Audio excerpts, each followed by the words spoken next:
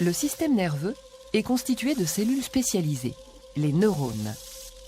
On en compte près de 100 milliards dans le cerveau humain. La fonction principale des neurones est de transmettre un message nerveux.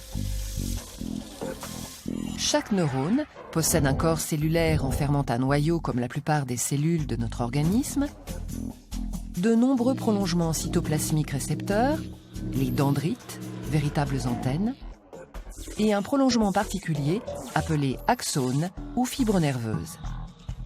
C'est au niveau de cette fibre que le message nerveux va se propager. Un nerf comprend les axones de nombreux neurones. Le message nerveux est l'ensemble des informations qui transitent de cellules nerveuses en cellules nerveuses. Ce message est de nature électrique le long d'un neurone. Il se propage toujours dans le même sens, des dendrites vers la terminaison nerveuse en passant par le corps cellulaire et l'axone. Voyons de plus près à quoi ressemble ce message nerveux. Le long de la fibre nerveuse tout d'abord. Puisqu'il s'agit d'un signal électrique, on peut l'enregistrer grâce à un voltmètre.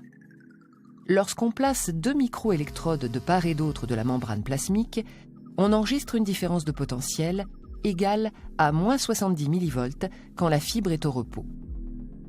La face interne de la membrane est donc électronégative par rapport à la face externe.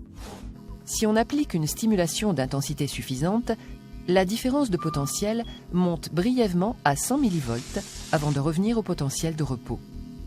C'est ce qu'on appelle le potentiel d'action qui constitue l'unité élémentaire du message nerveux. Cette variation de potentiel membranaire dure environ 1 milliseconde. En dessous d'un certain seuil de stimulation, il n'y a pas de message, pas de potentiel d'action créé.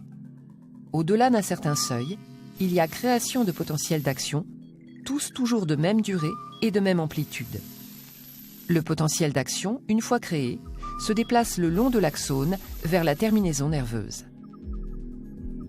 Plus l'intensité de la stimulation augmente, plus le nombre et la fréquence de ces potentiels d'action augmentent.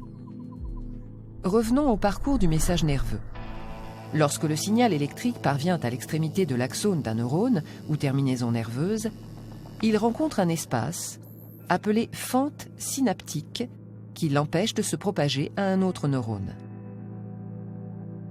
L'arrivée des potentiels d'action à l'extrémité de l'axone du neurone 1 dit présynaptique entraîne la migration et la fusion de vésicules avec la membrane plasmique du neurone. Cette fusion libère les molécules enserrées dans les vésicules, appelées neurotransmetteurs. Ces neurotransmetteurs viennent se fixer aux récepteurs membranaires situés à la surface du neurone 2 ou neurone postsynaptique. Cette fixation déclenche une réponse électrique dans le neurone postsynaptique et éventuellement, si cette réponse est d'amplitude suffisante, la création de potentiels d'action. Les neurotransmetteurs permettent donc la transmission du message nerveux d'un neurone à l'autre. Ces molécules actives sont libérées par un neurone et réceptionnées par un autre sur lequel elles agissent. Ainsi, le message nerveux est de nature électrique le long de l'axone et chimique au niveau de la synapse. Une synapse peut être excitatrice si elle entraîne l'activation du neurone ou inhibitrice si au contraire elle la diminue. Un neurone étant relié à des milliers d'autres neurones, il réalise à tout instant une synthèse des informations reçues. On dit que le neurone intègre l'ensemble des messages électriques reçus par l'intermédiaire de ses dendrites. Ce processus d'intégration se réalise au niveau du corps cellulaire. Le neurone a donc pour fonction de traiter et propager les messages nerveux.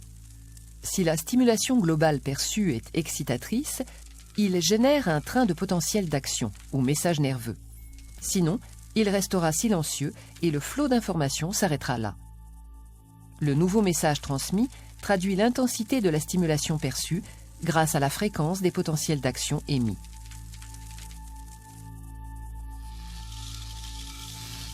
Le message nerveux qui se propage dans un incroyable réseau de fibres et de connexions résulte donc d'activités électrochimiques.